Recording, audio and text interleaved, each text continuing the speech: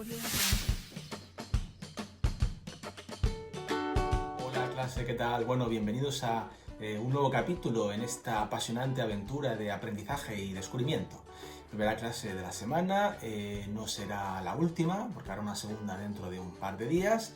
Y bueno, en esta videoclase de hoy, pues vamos a terminar de ver el punto 1 del tema 2, que dejamos pendiente, conocer en qué consiste la inspección de trabajo. A continuación, veremos cómo se organiza la prevención en la empresa, las diferentes modalidades que el empresario puede acogerse para gestionar la prevención y finalmente veremos cómo pueden los trabajadores participar en la gestión de la prevención en la empresa, fundamentalmente a través de los delegados de prevención y mediante el Comité de Seguridad y Salud. Bueno, pues si me queréis hacer cualquier consulta a través de estos vídeos en los comentarios de YouTube, pues podéis hacerlo. Me están llegando mensajes privados de gente que no conozco haciéndome consultas sobre prestaciones por desempleo y bajas laborales, cosa que no pensaba que me fuese a ocurrir nunca. De hecho, me están llegando más dudas de gente que no conozco que de vosotros. Así que bueno, pues nada, dentro vídeo. Bueno, pues vamos a comenzar la clase de hoy hablando del papel de la inspección de trabajo, un papel bastante importante dentro del mundo laboral. Pero en primer lugar tenemos que preguntarnos, ¿qué es la inspección de trabajo? Bueno, la inspección de trabajo es un cuerpo de funcionarios, ¿vale? Dependen del Ministerio de Trabajo y su función principal es vigilar que las empresas cumplen la normativa en materia laboral y en materia también de prevención de riesgos laborales. Por lo tanto, el papel que tienen es fundamentalmente positivo. Si alguno de vosotros, los que estéis trabajando o los que vayáis a trabajar en el futuro, os encontráis con alguna irregularidad en vuestro trabajo, que por ejemplo no os entregan los EPIs, no se pagan las horas extras, estáis contratados en negro o cualquier otro tipo de irregularidad de las que hemos ido comentando a lo largo del curso que pueden suceder, podéis denunciar esta situación ante la inspección de trabajo. Por lo tanto, en principio son los buenos. No quiero, en fin, no sé si es muy acertado lo que acabo de decir, porque no me gusta distinguir el mundo entre buenos y malos, pero en general, cuando intervienen, es para bien, es para enderezar, es para enmendar una situación de irregularidad y de injusticia. Así que tengámoslos en alta estima. ¿Qué realizan? ¿Cuál es su función? Bueno, pues como he comentado, es la de asegurarse el cumplimiento de la normativa y esto se realiza a través de las siguientes competencias. En primer lugar, la potestad, la facultad de poder visitar las empresas, ¿vale? No tendría sentido la inspección de trabajo si los inspectores y subinspectores no pudiesen visitar empresas. Por lo tanto, su primera facultad es visitar empresas, ya sea de manera aleatoria, mediante inspecciones rutinarias o bien mediante denuncias, ¿vale? Denuncias que pueden ser de los propios trabajadores, siempre anónimas, ¿vale? Nunca el jefe va a saber quién ha realizado la denuncia, aunque tenga la sospecha. La segunda de las facultades consiste en la facultad de poder levantar actas de infracción y realizar propuestas de sanción. Lo de levantar actas de infracción consiste básicamente en dejar por escrito que hay una infracción y que el procedimiento siga adelante. Las propuestas de sanción consisten en la posibilidad de poder proponer a un organismo superior que ante una irregularidad, ante un incumplimiento, la empresa tenga que ser castigada, tenga que ser sancionada de algún modo. Pero fijaos que esto es muy importante porque lo voy a preguntar. He dicho que la inspección de trabajo puede proponer sanciones, pero no las puede imponer. Es diferente. Proponer, sí. Imponer, no. ¿Cuál es el matiz? ¿Cuál es la diferencia? Pues el matiz es que si la inspección de trabajo propone una sanción de 3.000 euros, a lo mejor a la empresa no se la terminan poniendo, ¿vale? Lo normal es que sí, pero no se le da ese poder al inspector de trabajo, ¿vale? Puede proponer la sanción, pero otro organismo superior de trabajo es el que tiene que decidir si la sanción finalmente se impone o no. En tercer lugar, la inspección de trabajo tiene la facultad de poder realizar advertencias y requerimientos. Esto consiste básicamente en que cuando se detecta una irregularidad que es pequeñita, que es un poquito petit, ¿vale? No hace falta proponer una sanción ni hace falta levantar un acta de infracción, no hace falta poner la multa, ¿vale? Sino que se le puede advertir al empresario de esa situación, se le insta a que esa situación se enderece, a que se corrija, y en un plazo de tiempo, por ejemplo 10 días, una semana, o el tiempo que el inspector considere pertinente, se vuelve a realizar la visita para comprobar si esa pequeña irregularidad se ha visto resuelta. En cuarto lugar, se tiene la facultad de, en el caso de que el inspector detecte un riesgo grave e inminente, suspender la actividad laboral de esa zona de la empresa o incluso ordenar cerrar temporalmente toda la empresa. Y finalmente, y en quinto lugar, el inspector de trabajo tiene la facultad de realizar informes en los casos de accidentes muy graves o mortales. El segundo punto del tema que vamos a ver hoy se denomina la gestión de la prevención en la empresa. Ya vimos en clases anteriores que una de las obligaciones del empresario es planificar la prevención. Sin embargo, no todas las empresas tienen por qué gestionar la prevención del mismo modo. Existen muchos tipos de empresas y por lo tanto también existen diferentes modalidades de gestionar esa prevención. Las que vamos a ver hoy son las siguientes. En primer lugar, que sea el propio empresario el que gestione la prevención en su empresa, él mismo. En segundo lugar, que se cree dentro de la empresa un departamento específicamente dedicado a gestionar la prevención, ¿vale? Sería la creación de un servicio de prevención propio de la empresa. En tercer lugar, sería encomendar la gestión de la prevención a trabajadores dentro de la empresa, pero sin crear un departamento de prevención propio. Trabajadores que además de su trabajo dentro de la empresa, asumen funciones en materia de prevención. En cuarto lugar, sería la contratación de una empresa que se encargase de gestionar la prevención, ¿vale? Ya no estamos hablando ni de que sea el empresario, ni de que sean los trabajadores en un departamento propio o sin departamento propio, sino que encomendamos a una empresa privada la gestión de dicha prevención. Y en quinto y último lugar sería la creación de un servicio de prevención mancomunado. Veamos la primera modalidad de gestión de la prevención. En este caso, asignación por el empresario, es decir, es el propio empresario el que se encarga de la gestión de la prevención en su empresa. Sin embargo, no en todas las empresas, no todos los empresarios pueden encargarse personalmente de esta cuestión. Hay una serie de requisitos para poder llevarlo a cabo.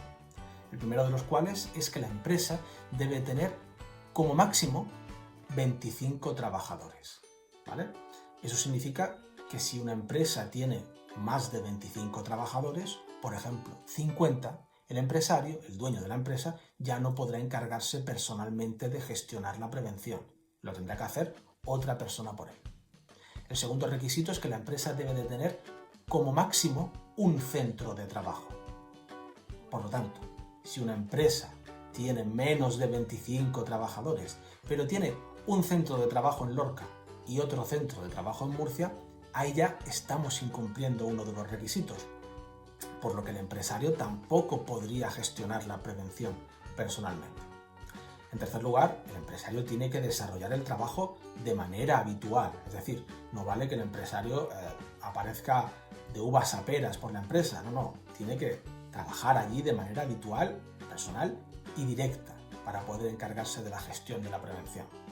Y en cuarto lugar, debe de tener la formación necesaria, como mínimo un nivel básico en materia de prevención de riesgos.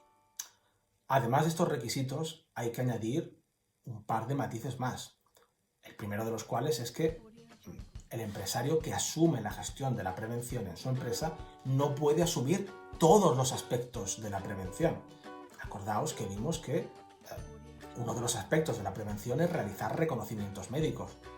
¿En qué cabeza cabe que, por ejemplo, el dueño de una frutería pueda realizar el reconocimiento médico, ¿vale? Análisis de sangre, de orina y demás a los trabajadores de la frutería? Se podrá encargar de otras cuestiones, pero del reconocimiento médico no. Lo tendrá que hacer otra empresa o se tendrá que recurrir a otra modalidad. Pero el empresario no podrá llevar a cabo eso.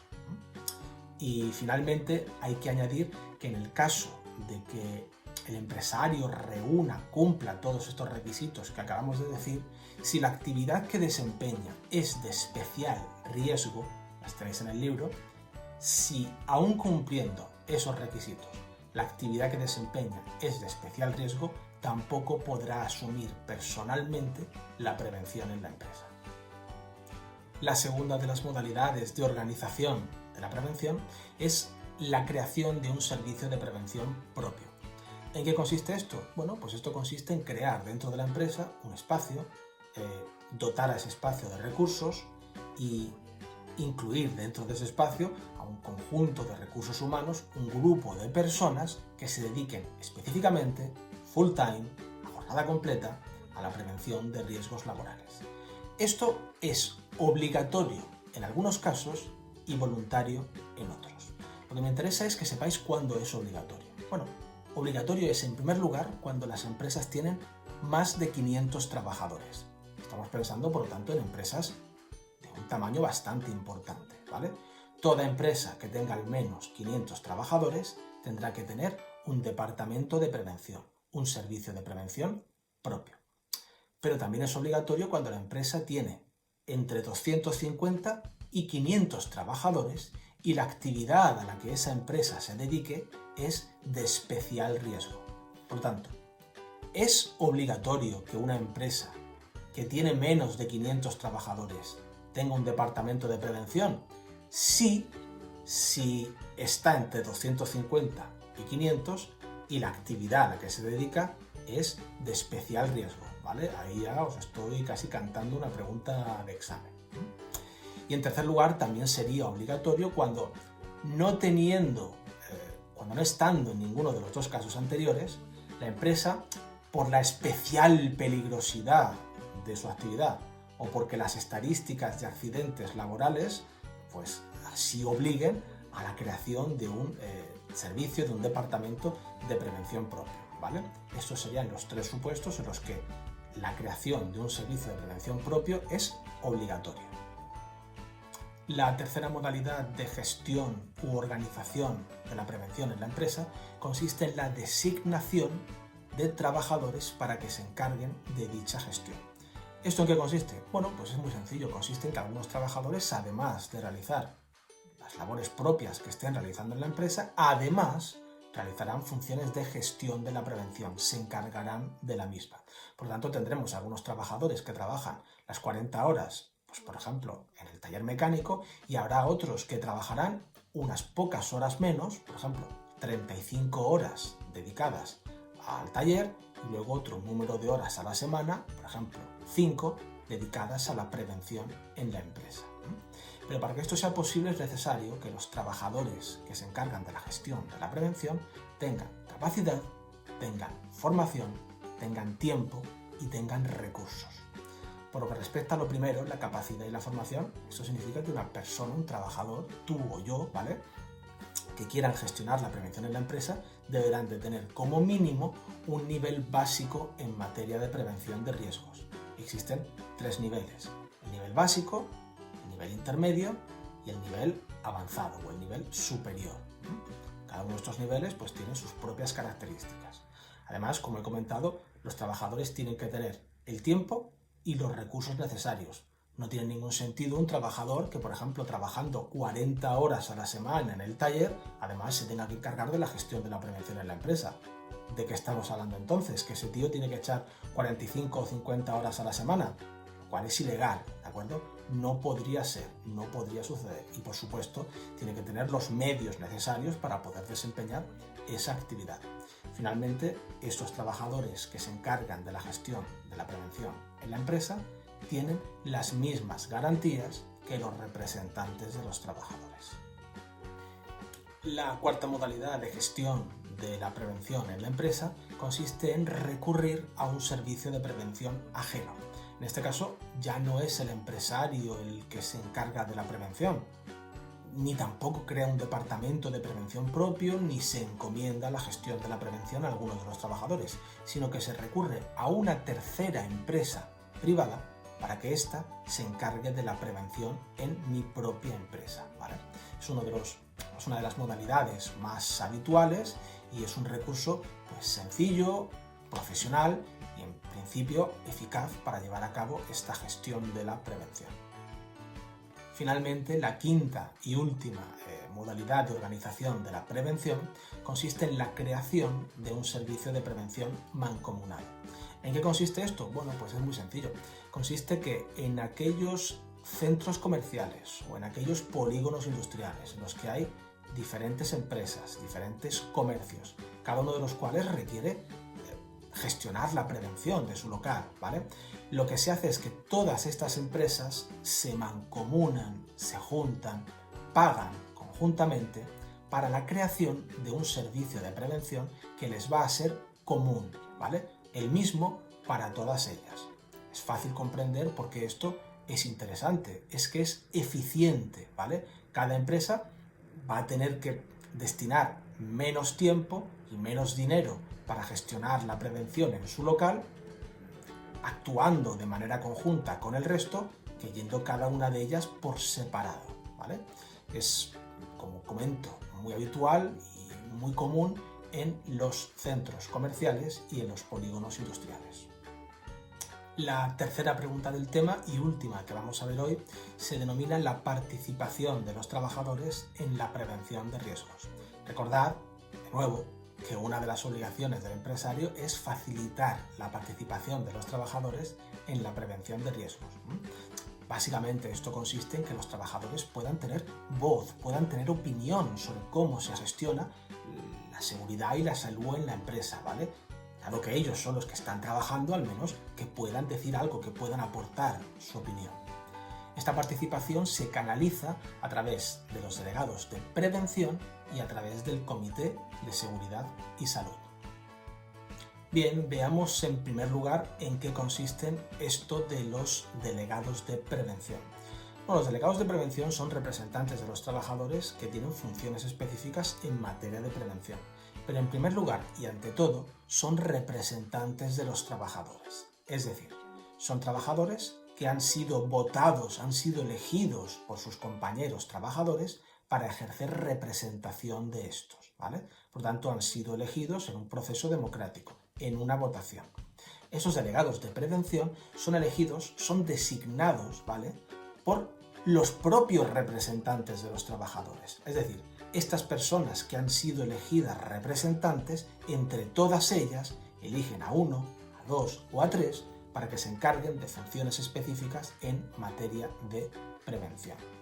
En las empresas hay diferente número de delegados de prevención en función del número de trabajadores que tenga la empresa, en función de la plantilla. Tenéis en el lateral de la pantalla, y también en el lateral del libro, una tabla que recoge cuántos delegados de prevención tienen que haber en las empresas. Podéis ver que cuando las empresas tienen hasta 50 trabajadores, habrá un delegado de prevención. Si las empresas tienen hasta 100 trabajadores, tendrán 2. Por ejemplo, una empresa de 75 trabajadores tendría 2 delegados de prevención y una empresa con 30 trabajadores tendría 1. Si seguimos la escala, hasta 500 trabajadores tendrían 3 delegados, hasta 1000 tendrían 4, hasta 2000 tendrían 5, hasta 3000 tendrían 6, hasta 4000 tendrían 7 y por encima de 4000, 8 delegados de prevención. El otro instrumento con el cual se facilita la participación de los trabajadores en la prevención de riesgos en la empresa es el Comité de Seguridad y Salud. A diferencia de los delegados de prevención, el Comité de Seguridad y Salud solamente existe en aquellas empresas que tienen como mínimo 50 trabajadores. Pensemos, por ejemplo, en una empresa que tiene 30 trabajadores. ¿Tendría delegado de prevención? Sí, tendría un delegado de prevención. ¿Pero tendría Comité de Seguridad y Salud? No, porque no ha alcanzado el número de 50. ¿Vale? Solamente en empresas que tengan 50 trabajadores o más. Si no, no hay comité de seguridad y salud. Por cierto, este comité está formado por los delegados de prevención e igual número de representantes de la empresa, ¿vale? Es lo que se denomina un comité paritario. Van siempre por pares, mismo número, de representantes de los trabajadores como de representantes de la empresa. Pensemos, por ejemplo, en una empresa que tenga 75 trabajadores. Una empresa con 75 trabajadores tiene, recordad, 2 delegados de prevención. ¿Habría comité de seguridad y salud en esta empresa? Sí, porque la empresa tiene más de 50 trabajadores. ¿Quiénes lo formarían? Pues los 2 delegados de prevención y además otras 2 personas representantes de la empresa. Por lo tanto, en una empresa de 75 trabajadores, ¿cuántas personas forman parte del comité de seguridad y salud? 4, los 2 que representan a los trabajadores y los otros 2 que representan a la empresa. Por cierto, tanto los delegados de prevención como los miembros del comité de seguridad y salud, los representantes de la empresa, ¿vale?, tienen que tener al menos un nivel básico en prevención de riesgos. Finalmente, y para terminar el tema, cabe preguntarse, bien, ahora que sabemos que existen los delegados de prevención y el comité de seguridad y salud, ¿para qué sirven? ¿Cuál es su propósito? ¿Cuál es su cometido? ¿Cuáles son sus funciones? Bien, son las siguientes. Tienen derecho a ser consultados en las decisiones sobre medidas de prevención y de protección, a participar en la planificación de la prevención de riesgos, a efectuar propuestas en materia de prevención y de protección. Y si además el empresario se niega a llevar a cabo alguna de estas propuestas, deberá justificar su decisión. Tienen derecho a ser informados sobre los accidentes de trabajo, así como a personarse en el lugar del accidente.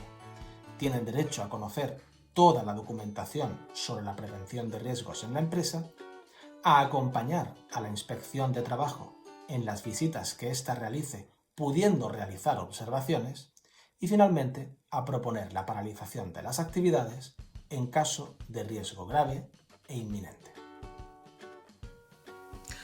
Bueno, chicos, pues ya está. Con esto doy por finalizada la videoclase de hoy. Espero que no haya sido demasiado agónico. Tampoco os vengáis arriba porque aún queda una segunda clase esta semana, así que nada, pronto nos volveremos a ver las caras. Como siempre, dudas, aportaciones, sugerencias, me las podéis hacer llegar a través de Edmodo o a través del correo electrónico, como prefiráis. Y bueno, para los que hayáis llegado al final del vídeo y os estéis preguntando qué es esta chorrada que tengo en la cabeza, bueno, pues es que no se me ocurría qué cenar esta noche y lo voy a dejar en manos de la suerte. Y oye, salga lo que salga, por estas que me lo como, sea lo que sea, palabrita del niño Jesús. Y bueno, pues que Dios reparta suerte. Pues mira, lo que cené anoche, o sea que me quedo igual, a mí de con carne encima, genial, oye, como un señor.